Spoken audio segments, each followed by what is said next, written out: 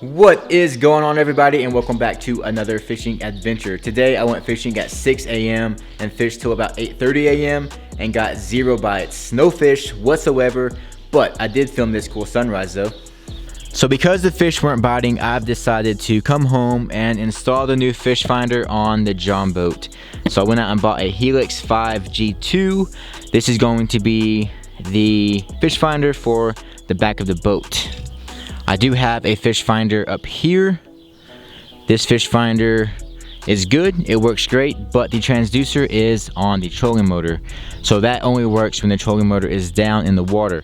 But when I'm driving the big motor, the trolling motor has to be up and I have no fish finder. So that is why we got this new fish finder here. I've already opened this up. In fact, I have a bunch of parts in my pocket. But this is going to be the third fish finder that I've installed. I've installed one on the boat, one on my kayak, and this will be number 3. But I've never installed one on the transom, but it's gonna be pretty simple. I've already opened it all up, checked everything out. Here's all the parts. I mean, it's real simple. So yeah, let's go ahead and open this bad boy up.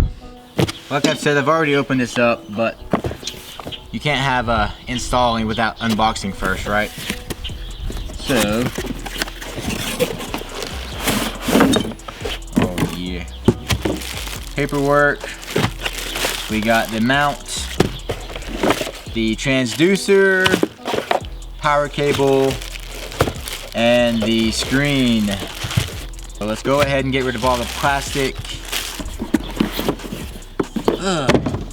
And then here is the unit itself. Perfect size. It's gonna look perfect right in that area. I didn't want to go too big because I thought it would just look weird right there. So perfect size unit right there. But I'm gonna be mounting this transducer back here on the transom. So somewhere, so it needs to be somewhat like that. All right, so here is the brackets. Let's go ahead and throw all this stuff together real quick.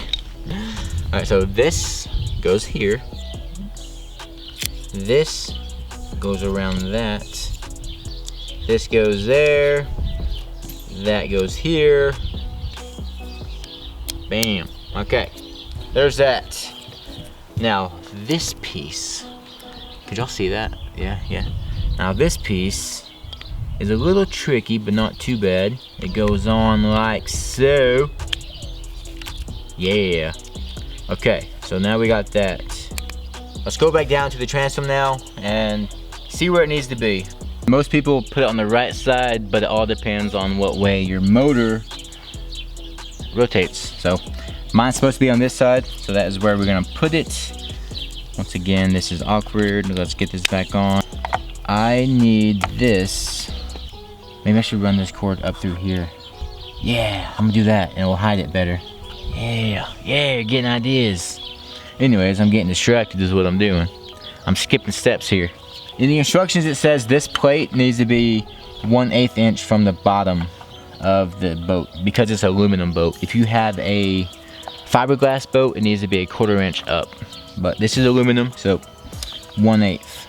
I think that's the plan. That is the plan right there, fellas. Or should it be more over? Does it have to be that far over? Red Rover, Red Rover. No, that wasn't in the instructions. Shit. Also need the level. All right, so I got the level and also got a pin. Wait a second. 6 colors in 1 pin? That's impossible. Guys, name that movie reference, leave a comment below, and I'll pin your comment if you're right. Don't cheat. Don't use Google. One of my favorite movies of all time. Make sure she's level. We are 1/8 from the bottom of the boat. Now I'm going to mark where these screw holes are. These are the screws it came with. It didn't come with self-tapping screws. I may need to pre-drill this hole out right here before anyone starts to worry about drilling holes in your boat. Marine silicone. I drilled 4 like 1/2 inch holes through this transom right here. There's a bolt right there covered in this sealant and it works just fine. No leaks, nothing at all. So I got high hopes in this. A lot of people will order a transom saber, which is like a plastic square piece of wood. Plastic wood sounds weird, but that's what it is.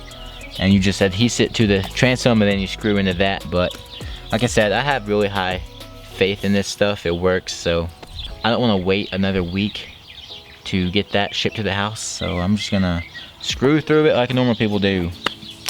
All right, I'm gonna start the hole off really tiny, and then we'll go bigger if we have to.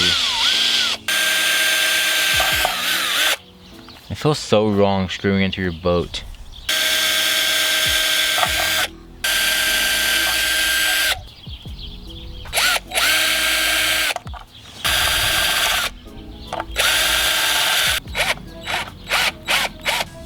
Alright, I'm gonna go ahead and spread a whole bunch of this marine silicone all around these 3 holes.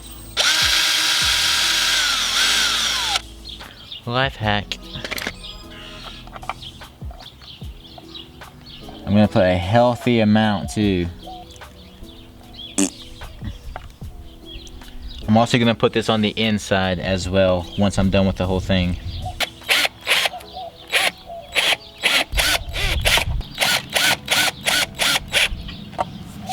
Now I can push this in, and now I have one more screw here. I think this last screw is Phillips though. Of course it is. Let me go grab a Phillips. Beautiful. And of course that's a flathead.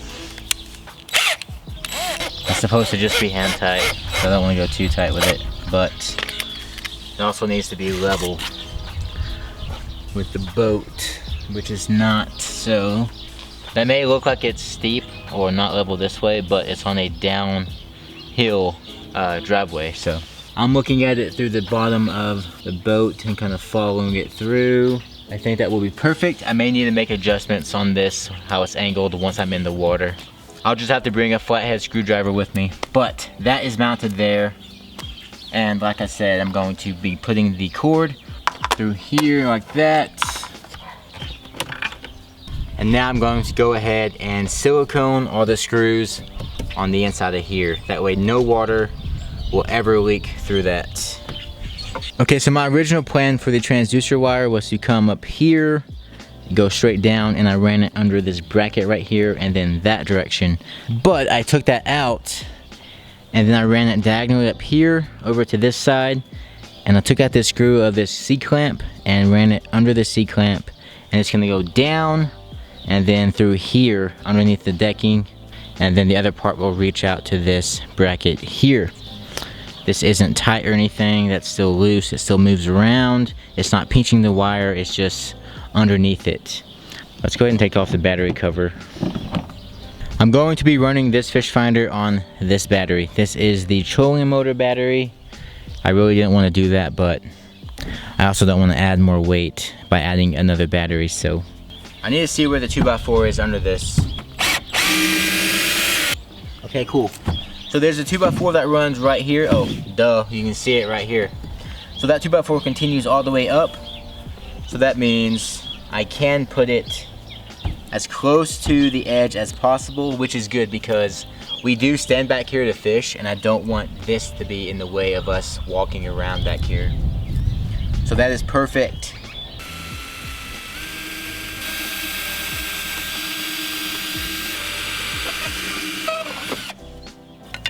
Okay, so I got an 1.25 inch drill bit. So I'm gonna be drilling a hole right there under the plate.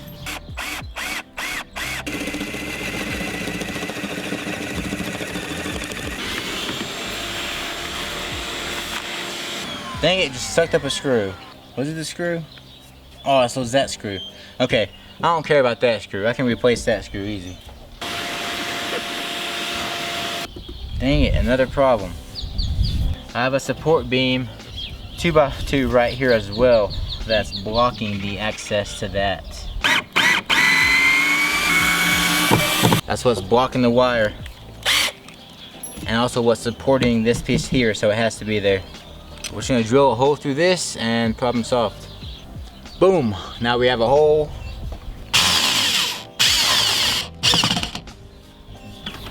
I'm gonna go ahead and coil up all the extra transducer cord and stick it down here. Dang it, Sarah, got me all distracted.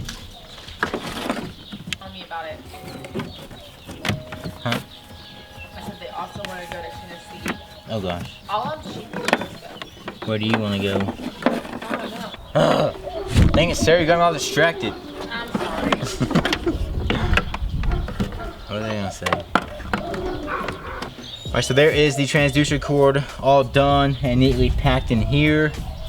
It runs out to this hole here. If y'all can't see it, but now we need the power cord, which is here.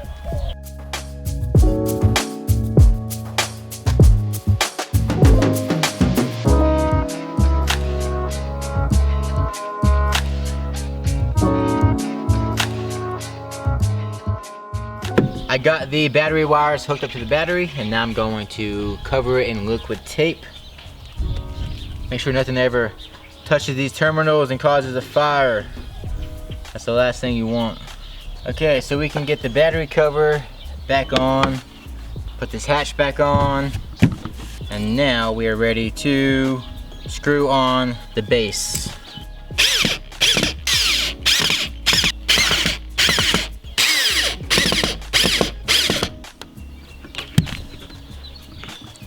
All right, now the fish finder. Let's go ahead and take off all this plastic. The moment of truth. Oh yeah.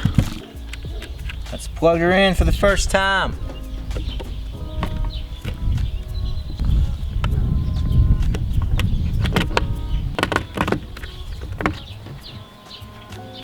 All right, folks, the install is done.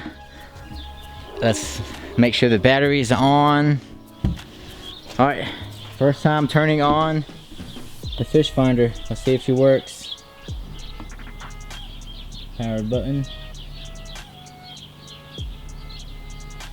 Hey, I was about to say, oh crap, she's not working. Hummingbird, she's on, baby. Simple, clearly better. Press menu for startup options. Normal simulator system status. Let's go normal. Obviously we're not in water, so it's not gonna get a reading from the transducer, but man, the wind isn't bad. Should we take her out on the water? Just to test out the fish finder? She's working and it looks good. I dig it. Now we have a fish finder at all times, not just when we're trolling. I've been needing this for a while, and it's finally on. Well, I said I was gonna take it out to the lake and actually test her out on the water, but I'm gonna save that for the next video, and we'll actually get to do some fishing. But I hope you all enjoyed the video. Don't forget to like and subscribe, and I'll catch y'all in the next one. Peace.